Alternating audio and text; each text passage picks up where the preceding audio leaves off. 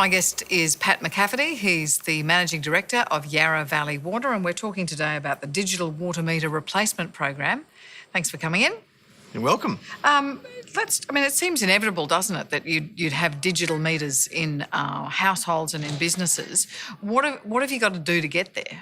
Well, really, it's, as you say, inevitable. It's about the technology being robust and us being able to have confidence that it will do what it promises to do and that the cost is effective. So, our commitment in Melbourne has been that we can roll these things out when we're confident, with the security's all, in place and that the things pay for themselves. In other words, we don't want to pass extra costs on to customers. So we've been doing a lot of research around this and customers are generally supportive of what digital meters can offer in terms of, more real-time information and those sorts of things. But nobody's keen in today's day and age on extra costs on their bill. So it has to be cost-effective.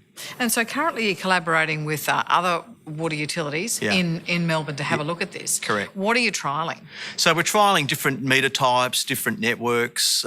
So each of the three water retailers in Melbourne, City West Water, South East Water and Yarra Valley Water, have put in these trials with 2,000 customers, different types of meters, and we're basically seeing how the technology works, how reliable it is, the different configurations of networks and meters to see what's the optimum combination. We're even working with RMIT with a test lab to actually give us a lot more confidence about meter life and all of those sorts of things. And once you have a digital meter in place, what can you do that you don't do now?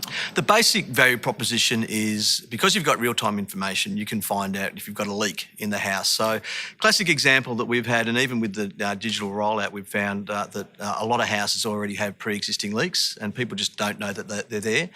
So you might get your average water bill per quarter and it's $250. The meter gets read a few months later and it's $1,200. And this is happening quite often. And it'll be because there's been a leak somewhere in the property that the customer couldn't see, might have been hidden under the house or whatever.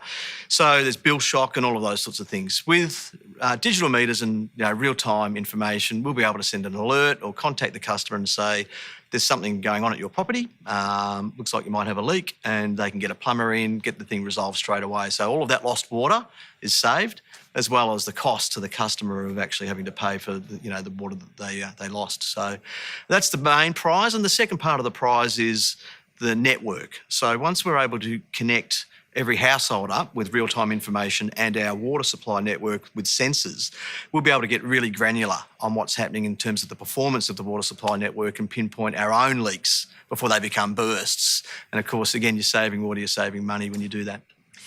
So that's from your point of view as the person running the pipes and running the utility. How much of this is going to be consumer-led in terms of people expect to have real-world, real-time information about everything from, where my taxi or Uber approaching me exactly is on the road? Yes. So, to what extent do people really want that information about their water usage? Well, the research is indicating that, we've got a wide variety of needs and different priorities from the customer base. So there will be people who absolutely want to engage with their water consumption. They want to know how their devices are performing, how much water they're using, set themselves targets and all those sorts of things. There's still probably a lot of people in this day and age that, life's pretty complicated. They just want to know if there's a leak, just tell me there was a leak and I'll get it addressed. So, you're trying to address both ends of the spectrum. But the great thing about this is that it provides the enabling infrastructural foundation for all of that different customer experience. You're also involved with the UN Sustainable Development Goals. What's your role there? So I'm chair of the Water Services Association of Australia, and as Managing Director of Yarra Valley Water, we've embraced the UN Sustainable Development Goals. Australia actually is a signatory. In fact, all of the United Nations members signed up to the UN SDGs, as they're called. And essentially, they outline what a sustainable planet would look like in the future. So it's the target date's 2030, and it covers a range of things. The obvious one for water is clean water and sanitation for all, but there are a whole bunch of other goals around diversity, poverty, hunger, renewable energy, aquatic life, and all of those sorts of things. So they've been called the purchase order from the future, and so the whole aim of the SDGs is recognising that the planet has never been more interconnected than it is now, and that one thing happens in one place, it has an effect in another place, economically, socially, environmentally, and so water utilities can play a strong leadership role in embracing the SDGs. And in fact, for Yarra Valley Water, just looking at the SDGs through our business, it's actually opened up a whole range of different types of opportunities in thinking about what we do and the role that we play in society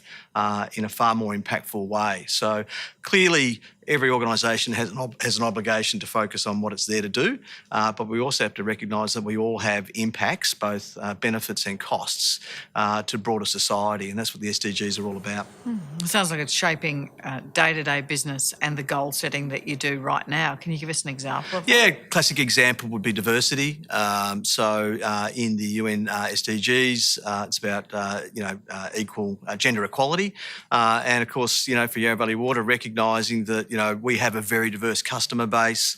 The more that our organisation reflects the community we serve, the more in tune we're going to be. So we're pursuing targets and goals around broad diversity, gender, and other elements of diversity as well.